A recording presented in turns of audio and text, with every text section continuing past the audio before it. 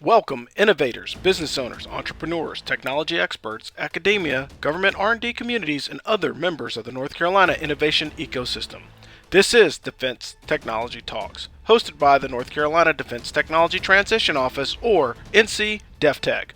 In this podcast, we will showcase various technologies with local and national experts who aim to solve complex national security problems. In the coming weeks, we will highlight North Carolinians with the potential to, or those that have positively contributed to enhancing the capabilities of our warfighters, law enforcement, and first responders. We will also feature government leaders in research and development who have helped shape the future in this domain. These podcasts are just one of the many free services provided by the North Carolina government to assist the North Carolina innovation ecosystem to thrive and provide solutions for our nation.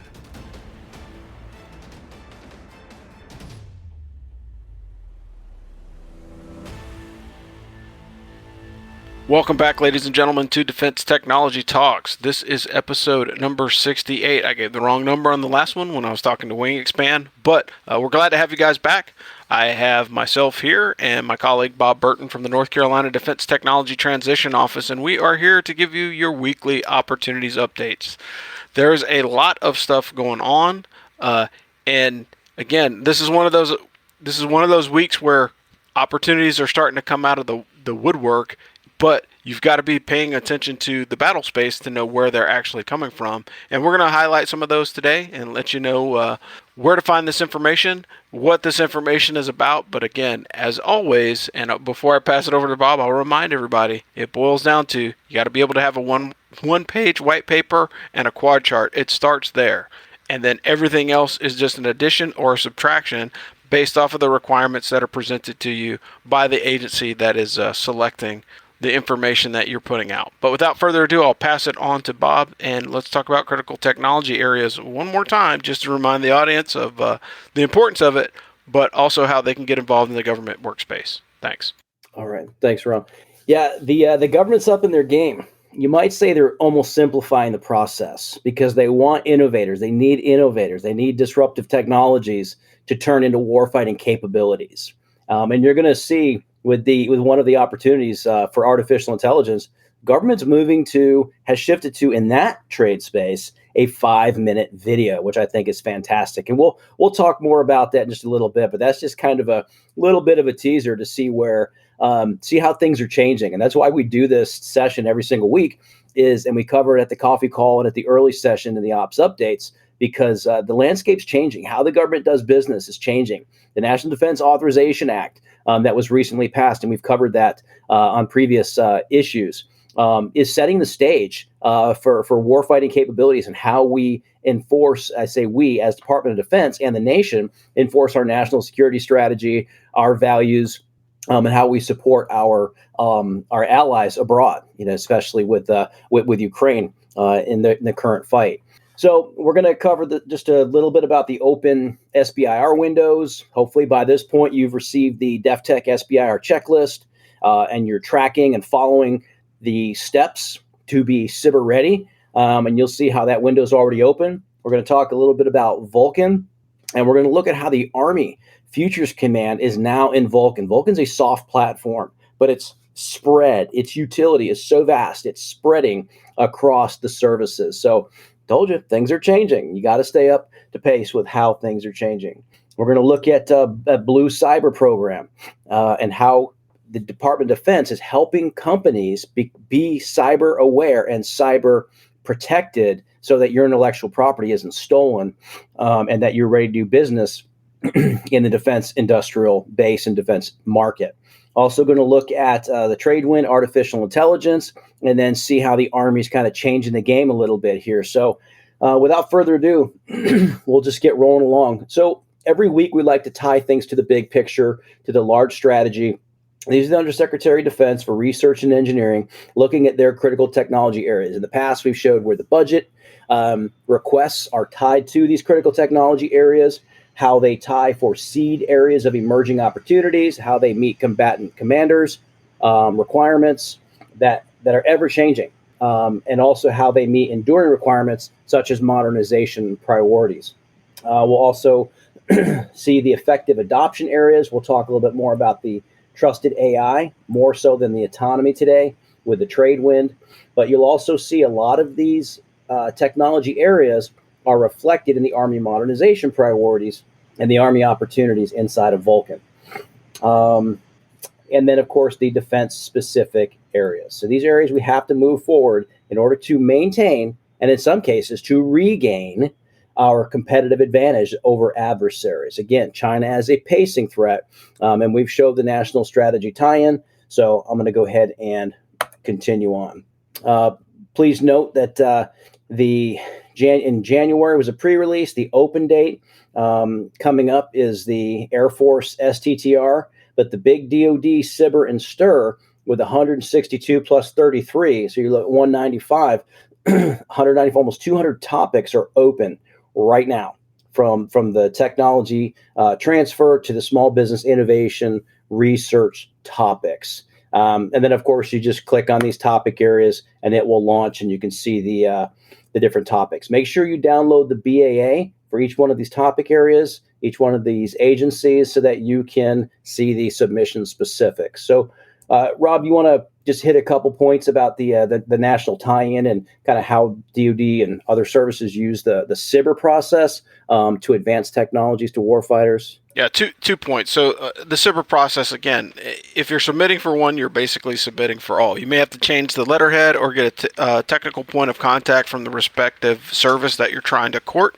but very, very critical for your success to be able to present in the correct language. And what Bob mentioned earlier about actually downloading the BAA instructions is important because you want to use that informed language in creating your submission. So if there are specific words that they're looking for, specific key tasks, you want to be able to integrate those key tasks into your presentation when you present to the government, so it makes it easier for them to understand and you're using a common language. And that's where DefTech can come in. So as you're building out these submissions and you're struggling to understand what language that you need to use, give us a call. We can help you with that, because targeting the language that is specific to the warfighter or the warfighting organization or the agency that you're trying to compete for is very, very important for your success. And that's the other reason why, it goes back to supporting the warfighter. You have to be able to talk to the warfighter to ensure that you're hitting target with their requirements so you can be successful as well. Another piece of this is, surprisingly, and I'm going to talk to the warfighters for just a second, if you're a warfighter listening to this, don't be afraid to have those touch points with that business. Schedule some time and have that conversation, so as they're developing a product that supports you, you get a more targeted solution rather than something that an engineer thinks that might work versus what will work given your current operation and your current procedures. But again, SIBRs are very, very important. The BAAs are important because those are the broad agency announcements, and so they cover more than just one organization, and that helps you peel the onion back to actually win and have an opportunity.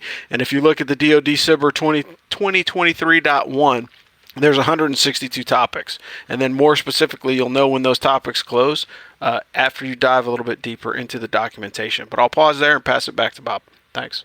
All right. So now that we know the types of technologies that the government is looking for and other federal agencies, particular DoD, now that we know the small business innovation research, the STTR, the STIR process for technology transfer from universities, we'll also take a look at Vulcan and some of the other acquisition platforms and programs and consortiums that are out there. If you're not familiar with Vulcan was started by the SOFT community. It's a technology scouting and innovation scouting platform. It serves a very diverse ecosystem. Program offices are on this.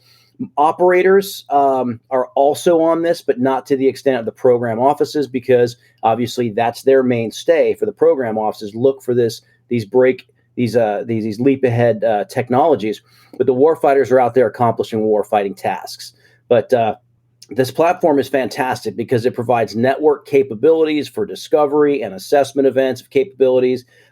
Recently, a UAS swarm event was listed on here. We've seen a lot of organizations from the Joint Special Operations Command and US SOCOM and other soft entities using this platform, but we're seeing an increased application for Army Futures Command and other more conventional program offices using this platform to get after their needs. Again, they're looking for you. They're looking for your technology. So if you're not in Vulcan, you're not found. So who uses it? Well, the U.S. government is using it across the board to project demand signals for external innovations, also to engage with solutions of their own through RDT&E investments.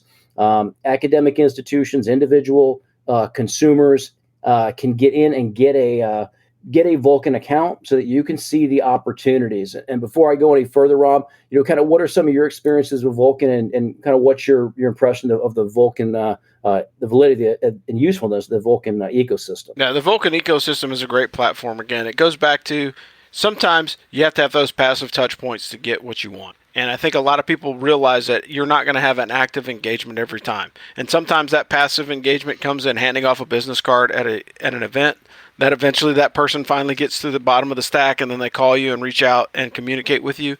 But Vulcan is similar to that in a sense that your Vulcan Scout card is your business card, but it's going directly into a system that is going to allow the agency to find you. And it's going to give a quick explanation of what you do, so it's not as difficult to have the conversation because, hey, the organization might reach out to you and have a conversation versus you trying to knock on doors and get in there. So it's twofold. Yes, it seems like it's a little bit of work, which it is, but by doing the work, it creates opportunities for you. And the other part of it is you're more prepared. It goes back to just having that steady drumbeat of contact points with the government or that steady improvement of your product to have that communication with the government. So either you're going to get feedback, and if you're not getting feedback, that probably means that you need to change something in your presentation because you're not hitting a target or you're just not falling into one of the categories that they're looking for. And so I think, using Vulcan as a platform and as a tool is very important. But the other piece of it is it's the routine of building out this information that's probably just as important as the platform itself. It's being able to concisely communicate what your intentions are in supporting the government and having a concise methodology to do so. And I'll pass it back to Bob. Thanks. Absolutely. The one thing we'll take a look at is kind of how the Army is using this. So we'll stop here for just a minute. First, notice the submitting the Scout card. Everything that DEFTECH does is to set you up for success, to include this podcast, this discussion, this video, however you join us, take advantage of our ecosystem. We're going to be launching our technology scouting program, which is called TIDE, for technology innovation, discovery, and experimentation, to build into our programs, our summits, our in-person events with government folks from construction to textiles to medical. Is we're asking you to create a 4-block quad chart, a 1-page white paper. Like Rob said, those are the basis for your Scout card. This is not a Vulcan class, so I'll move quickly through this. But everything we do gets loaded right into your Vulcan profile. We're going to take a look at the trade wind and see how the Army is using a 5-minute video.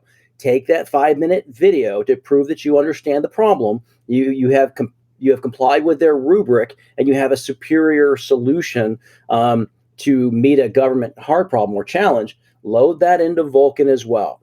Your proprietary information, all those things. So look what the Army Futures Command is doing. Again, the Army Futures Command was stood up to meet the Army modernization priorities at the edge, a very bleeding edge of technology through their cross-functional teams. You've seen Project Convergence. Well, they're expanding the Army's ability through this process to experiment, evolve, and deliver technologies in real time to both address both urgent and emerging threats, to expedite critical capabilities to the field, to meet combatant commanders' needs. And then you can see how this process works. It's going to be a collaborative experiment. Again, similar to Project Convergence, but a little bit different. Working with industry partners. In other words, you get an opportunity to create unique touch points. You've got until 31 March to get after these technology focus areas. Innovative means for reconning, secure far side wet gap crossings. I bet that is going to be tied to, or is tied to, what's currently happening in Europe. Potential conflict with Russia. Emerging capabilities to autonomously deliver large quantities of supplies at scale. Large amounts of fuel.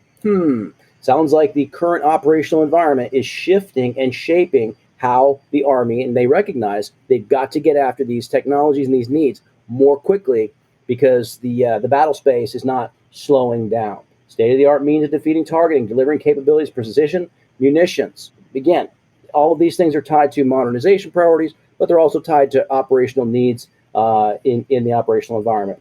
And Rob, you can talk through some of these, maybe about the importance of threat electromagnetic warfare capabilities and electronic warfare capabilities, and why the Army has looked at the joint contested logistics and has a need to get after these technologies rapidly. Well, the reason why they're looking at it is because we're watching it play out in reality in front of us between Russia and Ukraine. So although Russia and Ukraine would be considered irregular warfare or unconventional warfare campaign, you still have two large conventional forces on the battlefield. One is a nation state, one is being supported by NATO-like elements, for lack of a better term. But everything that Bob just listed through here is all part of, some part or all of the capability that's required to fight in Ukraine. The other piece of it is when you look at the big four, so when you say the big four, it's North Korea, Iran, China, and Russia.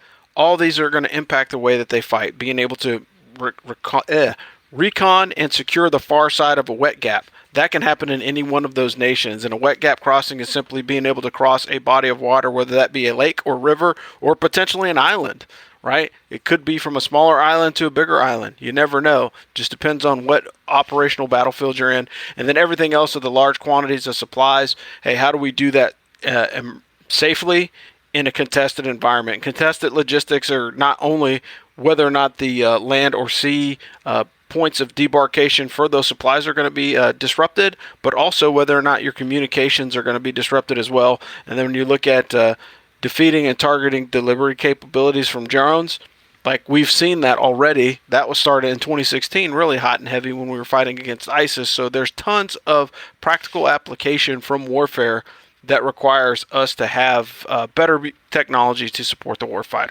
Back to you, Bob. And you can see the process. You can pause the video in case you're listening to the podcast. The call goes out. There's a down select that happens. You're brought in for a demonstration. There's an assessment that happens of your technology, potentially some red teaming, and then a kind of a referral or a follow-on capability building into an acquisition process. And you can take a look through the submission areas. Please take a look. It's the modernization priorities. Jumping ahead. If you haven't taken a look at the Army modernization strategy, you'll hear us talk about this all the time. You've got to dig in and think about how we fight, the technologies that we need, and then what is the modernization requirements? What are the modernization requirements, and how is that service getting after those? We talk about the Army with the cross-functional teams, and then, of course, the cyber program, which we briefly touched. As you go through and take a look at the Vulcan opportunity for this TG-3023, they've done a great job of laying out and providing key definitions instead of digging through the modernization strategy, which most folks probably haven't read. We read them because it matters. You have to think like warfighters, and then you have to think based upon their needs.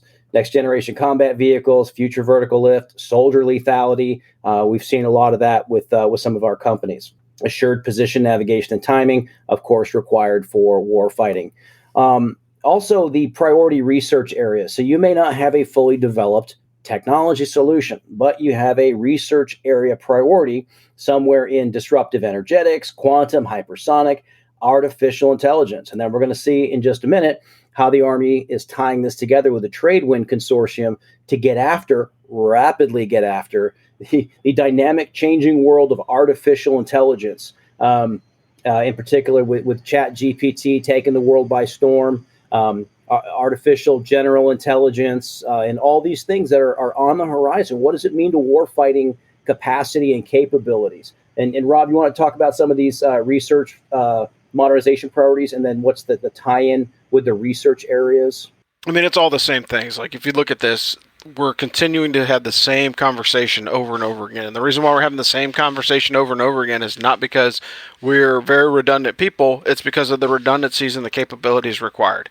Disruptive energetics, RF electronic materials, quantum, all those things are going to integrate together into what? Potentially a hypersonic missile. That hypersonic missile will be targeted using artificial intelligence that's processing geospatial data to land into the target area that it's looking for. Autonomy, that's everything from on-road, off-road drones, synthetic biology. That's one of the things that's a new discussion point is, can we make synthetic blood that actually works to keep warfighters alive? Because when you start talking about a full peer-to-peer warfighting opportunity, the issue could potentially turn into, hey, we've got to use synthetic blood or synthetic insulin or synthetic replacements to keep people alive just because it's an emergency situation and there's an actual war going on, and you may not be able to actually get to the front line with actual whole blood, so you have to use a synthetic substitute. Material by design, how do you continue to build better anything? And the science of additive manufacturing goes across more than just munitions. It goes across everything. And so again, additive manufacturing as far as ballistics are concerned is great, but the other part of it is it's just another aspect of everything that we do. And additive manufacturing will allow us to deploy with smaller platforms and more austere environments and still be able to produce the things that we need using 3D printers or some type of other additive manufacturing methodology. And back to you, Bob. And you're seeing these different technology areas. That's why we start out with the critical and emerging technology list or the technology interest items of USD R&E. You're seeing how these in this case, agencies and departments and services are trying to seed future transformational capabilities and priority research. Why? So they can envision in order to execute within the realm of basic to applied research, 6.1, 6.2 funding. And that's why we talked about the importance of the SBIR. We've outlined these in the past between phase 1 and phase 2, SBIR, and phase 3 with that full commercialization. But continuously think about dual use technologies. How are these technologies used in the commercial sector to solve commercial problems? How can they be used for warfighters to solve warfighting challenges? You can take a look through the technology gateway, their evaluation criteria. You saw all this information is inside of Vulcan. Are you aligned? Is there technical scientific merit, the viability, the impact? And you can go through, they break down each one of these. We'll just hit uniqueness. We always talk about this. You're competing against a lot of other companies and academic institutions. You've got to show how you have a unique, novel, forward-thinking approach. We're going to take a look at a rubric that the Army's used and continues to use from SBIR topics on how they evaluate your technology. They're telling you, they're giving you the answer up front. So really, there's no reason for companies not to submit. I don't know what they need. One, give your DEFTECH team a call. Let us be a part of your journey to success. We'll help you think like warfighter. Me and Robert just coming out of the warfighting service, and we understand what the needs are. And then again, what are those unique parts of the whole? You may have a part of a overall solution to fill an existing need. But again, what is your unique value and your solution? We're going to shift gears and keep moving. We spoke with the Navy SBIR office this past week, and it was fantastic how they talked about how the services want small businesses to succeed. You've seen the DoD small business program. Strategy has recently come out. It's inside of Mobilize. If you haven't seen that, take a look at it. See how all the opportunities that are out there for small businesses to succeed. And it's not just SBIRs and STIRs. However, in this case, the Air Force, we'll talk about Blue Cyber just a little bit here, but they understand that SBIR and STIR firms, following the Defense Federal Acquisition Regulation process, there's supplemental clauses inside contracts for cybersecurity. You've got to be cyber secure in order to participate in the federal acquisition marketplace.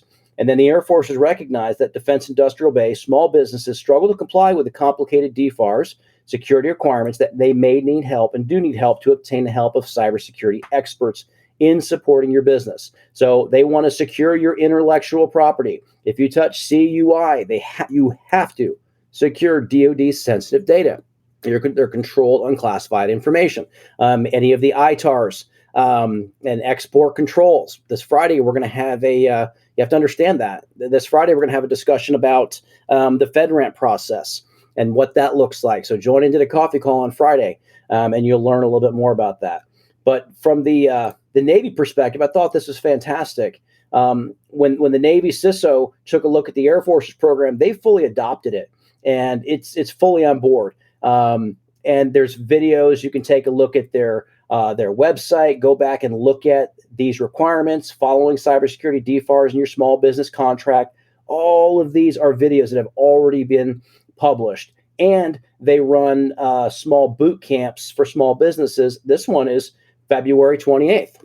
Hey, that's coming up. You might want to attend this cybersecurity boot camp for small businesses, and then you can just take a look at the link. There's a lot of activities. Rob, you want to talk about some of the importance of baking in the cybersecurity up front, and then why the government wants small businesses to be successful? Bottom line is the government is looking for you to be cyber hardened, period. With the amount of intellectual property that gets stolen on a daily, weekly, monthly basis, in order for you to be successful in the government space, you need to be able to secure your infrastructure, whether that be your intellectual property, your actual facilities, or any communications channels that you have. We're going to have a discussion a little bit later this week about the implications of FedRAMP. And one of the things that FedRAMP does is it gives you guidelines for anybody that touches the cloud. Well, how many of you are operating in some kind of capacity with the cloud? I would probably assure you most of you are doing it in your home, and you're probably doing it with your business in some capacity. And if you don't know if you're doing it in your business in some capacity, this would be a great opportunity for you to learn how to get more knowledge on it. This is coming up in 2 weeks. It's going to take a little bit of time to get through the actual process, but if you listen to the events and you get a better understanding of what Blue Cyber looks like, it will help you narrow down where you spend your hard-earned dollars or your hard-made dollars to develop your cybersecurity parameters. Because guess what, folks? CMMC is never going away. NIST 800 is still here.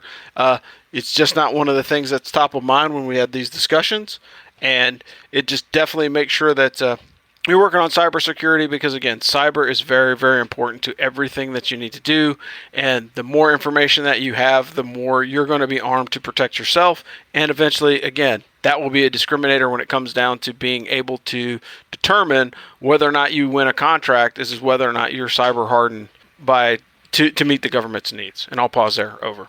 So based on the great program here with the Blue Cyber, you can see that there's public open office hours every week. They talk to 220 small businesses, and they want you to succeed. Every Tuesday, they run an Ask Me Anything. Every month, they run a free public all-day boot camp, as we just showed. And they've got modules on cybersecurity. Now, I want to make sure that I cover that NC State, or North Carolina State University, has got a great cyber program. Laura Rogers. You may want to contact her, become part of her cyber chat discussions every week, and make sure, like Rob said, that you're following the NIST 800-171 requirements, and tune in Friday for the coffee call to learn more. We're going to wrap up the session with the Tradewin Solution Marketplace. Hopefully, you've seen this come out from the Army. You've got until October 31st, and what the services are doing, what the Army is doing, and their Chief Digital Artificial Intelligence is working with the marketplace, contracting command, to initiate this long-term open call for new and novel technology solutions to support DoD in advancing research, development, prototyping, and adoption of AI, ML, digital and data analytics capabilities. And Rob, kind of what's the so what in the Army running something like this Tradewinds Consortium in order to rapidly develop, prototype, and the adoption of AI and ML? The bottom line is the Army sees that there is a great need here that is already being basically superseded by the Department of Defense through research and development through commercial organizations. So you as a commercial entity, if you fit one of these categories, one of the things that you can do is you can accelerate your timeline into the government by having the right certifications, but also by participating in this Tradewinds Consortium. Because guess what? A lot of this technology that is being created by our adversaries is supported by the government. And so this is the U.S. government's attempt to do that in partnership with commercial organizations, because the government doesn't own commercial property. So what we have to do is we have to work with those commercial organizations to accelerate the flash to bang of development of technologies to getting it into the hands of the warfighter. And again, part of the reason why we want to increase artificial intelligence on the edge, it's just going to allow more soldiers to do more successful operations with less information. And so I think, or with more information with less thought process, because the AI is going to be able to do a lot of the heavy lifting to reduce the cognitive burden on those people that are making decisions on the ground. And I want to try and keep this at 30 minutes or less, so we're going to move quickly through this. We'll put the links in the chat, but you can take a look at the Tradewin website, everything they offer for academia, industry, government, how they support the government's needs. What I think is very, very impressive is this open call. The way that the Army in particular is using this in order to get after some of the requirements in the FY22 National Defense Authorization Act, that we must accelerate discovery, in particular, of the artificial intelligence space. What I like about this is there's direct feedback from operators and SMEs when you submit. There's contract pathways for rapid award of research, development, prototyping, award terms, potential multiple awards for single customer, IDIQs, and otherwise. So I'm going to move down to the strategic areas as to what the Army's looking for in this trade wind. Again, if I didn't show the date, 31 October for this next session, this next iteration. And then I'll just hit it now, is they're looking for a 5-minute video. They're not asking for a 15-page slide deck, 5-page white paper, technical feasibility, all of that. They've given you requirements inside this BAA. Like Rob said, you've got to read through these for specifics. But they're looking for improving situational awareness, decision-making, safety, and operating equipment, predictive maintenance and supply. We've got companies in our network that can do this work today. Streamlining business processes. Again, we've got companies that can do this work. Assuring cybersecurity. We've talked about that. Digital age workforce, increasing autonomy, discovering blue sky and other technology applications. And Rob, you want to make any comments on this before I kind of shift down to the contract vehicles and then the rubric as we start to wrap up? Again, all these topic areas you've seen multiple times throughout this presentation, so it should be nothing new, and we've talked about all these things before. Again, streamlining business is to get you into posture where you can support the government so they can fight and win our nation's national security issues. So if you're not pushing towards that, you're missing out on a great opportunity to support the government and actually win. And they are making it easier for you because now here's an organization that's standing up to accomplish a specific task for a specific reason. And again, contract vehicles matter. So the more contract vehicles that are available to you as a small business, the better opportunity you have to win money. And actually, I'll have you go through these contract vehicles too, Rob, as I move down. Folks can read about the video requirements. So here's the acquisition pathways. And if you want to hit some of these, Rob, we'll start to wrap the session up. Yeah, the bottom line is you just have to be able to knock it out. So blanket purchase agreement's pretty easy. They can do a big purchase, whatever that is. It may be based off of contracting or whatnot. You have IDIQs, which are great because if you're in the training or developmental cycles, those IDIQs will help you solve task orders. And each one of those task orders that you fill will give you opportunity to make money over a certain period of time for a certain dollar amount.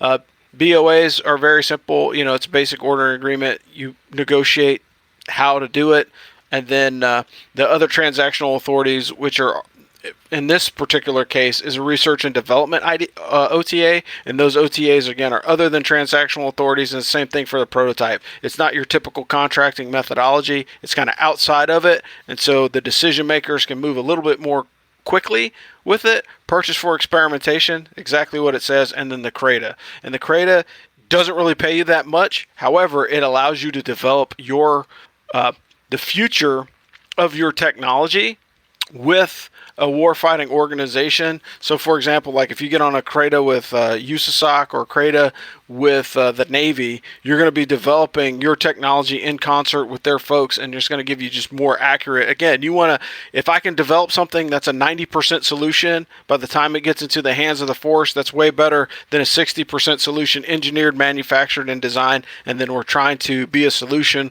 looking for a problem and sell that to somebody in the government. But I'll pause there and pass it back to Bob. All right, we'll wrap it up with the last part of this this announcement here. You notice the increase in speed, the increase, in my opinion, in simplicity. But like Rob said, we're also noticing a tie back to the modernization priorities, also tying back to the national critically emerging technologies and the seed area investments of DoD. Those dollars, RDT&E, have already been approved in the comptroller, in the DoD, in the Pentagon comptroller's submission to the President's budget request, which is being executed and authorized by the FY23 National Defense Authorization Act. Matter of fact, it was plussed up based upon what Congress said, hey, you've got to get after these technology areas because we're seeing our adversaries invest heavily in these areas. Oh, by the way, they're already starting to put together the FY24 President's budget, so expect that on the streets. But hopefully you've been monitoring our discussions. And you've understood these rubrics that we've talked about. So in the interest of time, we'll wrap it up here. But please get with your DefTech team, understand these rubrics. We use these processes inside the TIDE program and in our weekly discussions on the coffee calls, on these podcasts for ops updates, and on our one-on-one discussions with companies. If this was a lot for you, it is a lot. Set up a call with your DEFTECH team. Let us be a part of your success journey. Rob, back to you. Yeah, to close this thing out, one of the things that you have to remember is how do you eat an elephant? One bite at a time, right? So you can't take in all this information, and we can't expect you to be an expert in it overnight. That's why we consistently put out these federal ops opportunities or these federal ops updates, so you get it small trickle over time. You can go back and listen to it again. We put the video out on Mobilize, so if you're not on Mobilize, you're missing out on a lot of the visual of the content that Bob puts together every week on this slide presentation, so you can see where it comes from. We put those links into the description, but you may be able to navigate a little bit better if you watch the video first. So we have the video version, we have the audio version, but the bottom line is we produce these to help you find your way into the DoD space. And now with this Trade Winds Consortium and all the OTAs that are available with them, it's just another avenue for you to jump in and support the warfighter in a much needed area of technology. But for my colleague Bob Burton, I am Rob Robinson here for Defense Technology Talks. This is episode number 67. This is your Federal Opportunities Update for this week, and we will talk to you guys next week with a little bit more information, and hopefully you'll have some questions because you'll dive into those websites that are posted in the podcast description, and you'll find some more information that will help you in. And we'll talk to you guys next week. Thanks. Thanks for listening to this week's episode of Defense Technology Talks, hosted by the North Carolina Defense Technology Transition Office, or DEFTECH. The views expressed in this broadcast are solely those of the individual contributors. As indicated, DEFTECH does not take responsibility for those statements or opinions and accepts no responsibility or liability for any inaccuracy or omissions reported during this program. The content and interviews are fair use for instructional purposes and to build awareness for the North Carolina innovation ecosystem.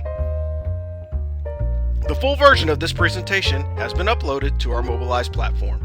Mobilize is just another free service provided to you to access more national security and business collaboration opportunities. You can sign up for more information at deftech.nc.gov. Join us soon for the next podcast coming to a platform near you.